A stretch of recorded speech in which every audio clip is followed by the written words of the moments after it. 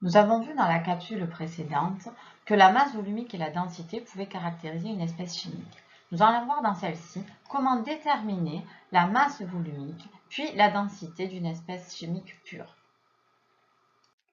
Nous nous souvenons tous de la comptine. Qu'est-ce qui est pur? 1 kg de plume ou 1 kg de plomb? Nous voyons très bien que ces deux espèces ont la même masse. Ce qui les différencie, c'est le volume qu'elles occupent. Les plumes occupent un volume nettement plus grand que le plomb. Cela vient de sa masse volumique. Les plumes n'ont pas la même masse volumique que le plomb. On définit la masse volumique comme étant le quotient de la masse d'un échantillon de cette espèce par son volume V. À température donnée, on calcule la masse volumique en faisant M sur V.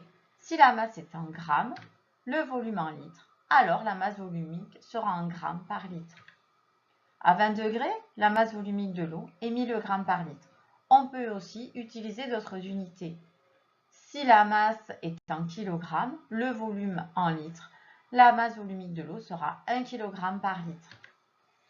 À 20 degrés, la masse volumique de l'éthanol est de 789,3 g par litre.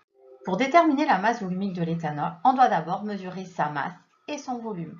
Pour mesurer la masse, nous allons utiliser une balance de précision. Pour mesurer le volume, nous allons utiliser une fiole jaugée. Nous procédons comme ceci. Nous positionnons la fiole jaugée vide sur la balance de précision. On effectue la tare. On remplit ensuite la fiole jaugée jusqu'au trait de jauge, ici 5 ml. La balance affiche donc la masse, 3,947 g. La fiole jaugée étant de 5 ml, pour trouver la masse volumique de l'éthanol, on procède au calcul ρ est égal à M sur V, c'est-à-dire 3,947 divisé par 5 10 moins 3 égale 789,3 g par litre. Nous avons ici converti le volume en litres pour obtenir la masse volumique en grammes par litre. La masse volumique et la densité sont reliées par la formule D est égal à ρ sur ρO.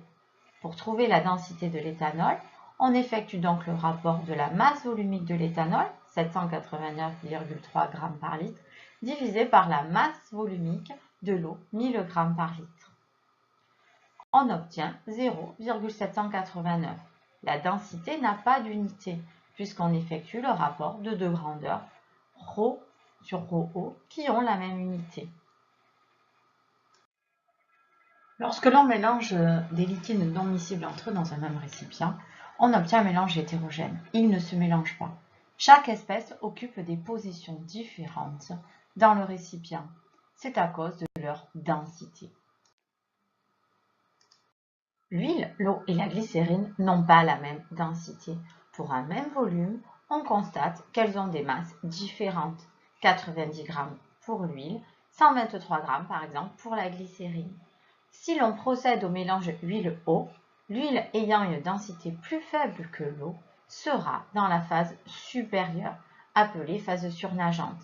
Alors que si on décide de mélanger de l'eau et de la glycérine, l'eau ici a une densité plus faible que la glycérine, elle occupera donc ce coup-ci la phase du haut. La glycérine étant plus dense sera dans la phase du bas.